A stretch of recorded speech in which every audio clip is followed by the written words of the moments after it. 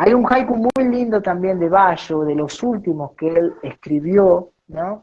Que dice, este camino ya nadie lo recorre salvo el crepúsculo. Este camino ya nadie lo recorre salvo el crepúsculo. Entonces, entonces hermosísimo. cómo de alguna manera, no es que cuando hablamos de que la metáfora está presente o no está presente, yo creo que la metáfora está presente, pero a veces de una manera más tamizada, si se quiere, de una manera más sutil y a veces de una manera más directa, ¿no? Entonces, el crepúsculo va a recorrer este camino, nadie más, ¿no? Pero el crepúsculo, ¿qué significa el crepúsculo? ¿Es solo un momento del día? ¿Es solo un fenómeno natural? ¿O tiene que ver también con su vida, ¿no? Con la vida del mismo, ¿no? El crepúsculo de una vida de poeta. Y es interesante porque justo en esto del crepúsculo de la vida de un poeta, el gran Julio Cortázar, escritor argentino, el último libro de él se llama Salvo el crepúsculo, que fue el último libro de él de poesía, después de que él es reconocido como novelista, ¿no? De Rayuela, por ejemplo, pero también cuentos. Bueno, su último libro, antes de fallecer, de hecho se publicó después de que falleció, en 1984, se llama Salvo el crepúsculo. Entonces ahí podemos ver cómo la interpretación que le dio Cortázar como escritor a ese crepúsculo, era el crepúsculo de la vida, no era el crepúsculo como fenómeno natural, ¿no? Y a ver, ¿qué más? Hablando de Bayo, y ya para despedirlo al maestro, hablando de que él tenía los discípulos, él tenía un discípulo que se llamó Takarai Kikaku, un muy buen poeta de haiku, y entonces dice la anécdota, es una anécdota muy conocida, pero es linda contarla, que él estaban paseando por el campo mirando a las libélulas, y entonces Kikaku escribió un haiku que dice, libélulas rojas, quítales las alas y serán vaina de pimienta. Bayo lo mira y le dice, no, de ese modo has matado a las libélulas, di más bien, vaina de pimienta, añádeles alas y serán libélulas. A ver, léemelo de nuevo, por favor, no lo conocía ese. Bueno, entonces Kikaku dice, libélulas rojas, quítales las alas y serán vainas de pimienta. Bayo le responde, no, estás matando a las libélulas.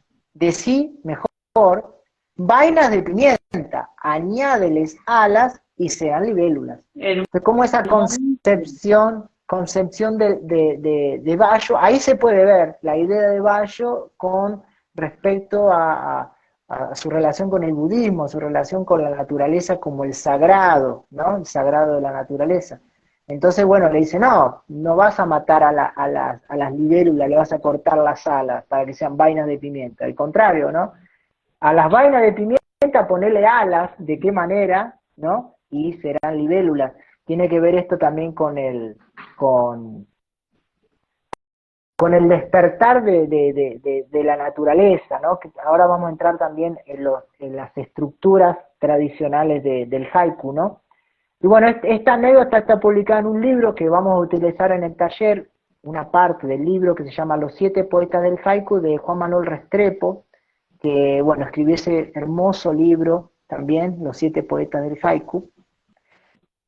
Y a ver, poetas del haiku, bueno, Matsuo Bayo y Kikaku para mí son clásicos, pero Densu Teisho, Kobayashi Iya, Shio Ni, Kagami Kikuya, Sujita Isajo, Senryu Karai, Masaoka Shiki y Kaneda Santoka. Intentaremos disfrutar, aunque sea un haiku de cada uno de ellos y de ellas, porque con eso iríamos a la primer clase entre el 1600 y el 1800, esos 3 siglos donde el haiku, antes de llegar a Occidente, empieza a haber hasta algunos debates y reflexiones. De hecho, Masaoka Shiki, que yo nombraba como el que le dio el nombre de haiku, él fue un gran retractor de Bayo, ¿no? Él era un crítico literario. Entonces también vamos a ver que en aquella época había clubes de poesía donde se escribían haiku, eran como clanes, ¿no? Clubes literarios, como lo que hacemos ahora, los talleres literarios, los cursos, bueno, también existían y algunas mujeres participaban ahí y se abrían camino, ¿no? La época de recitar su haiku decía, epa, ¿no? Y eran aceptadas su magnífica poética.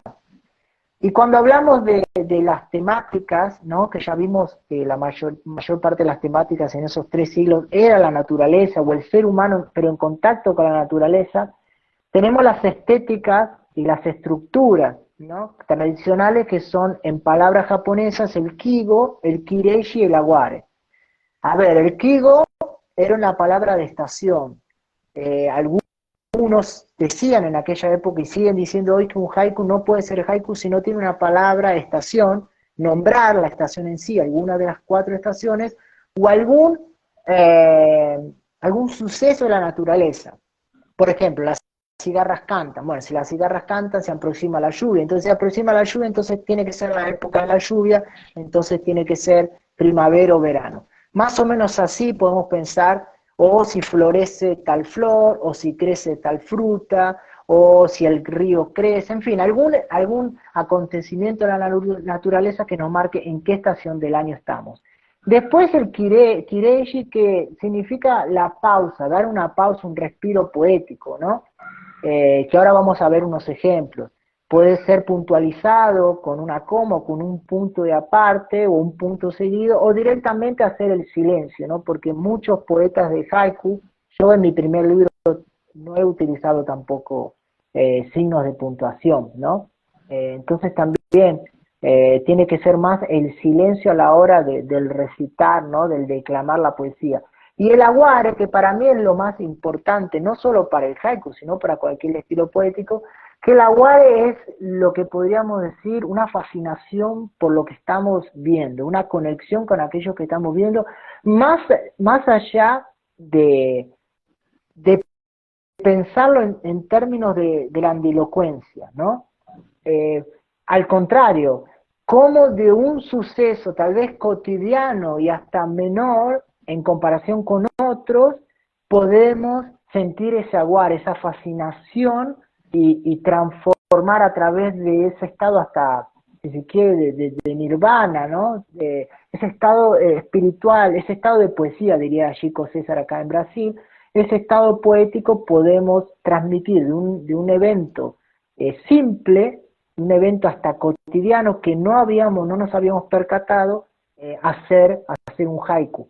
Por ejemplo, Kobayashi Isa, que fue llamado como el poeta del haiku de los insectos, porque él escribía todo sobre insectos y sobre otros tipos de animales, pájaros. Entonces él tiene un haiku que dice, viento de otoño, un cuervo sin hogar sale volando. Entonces ahí el viento de otoño ya marca el kigo y el kireishi, la pausa, porque es viento de otoño, punto, pausa. ¿Qué pasa? Un cuervo sin hogar sale volando. Ahí está el aguare. ¿Qué pasa con ese cuervo? ¿Por qué Kobayashi Isa dice que no tiene hogar?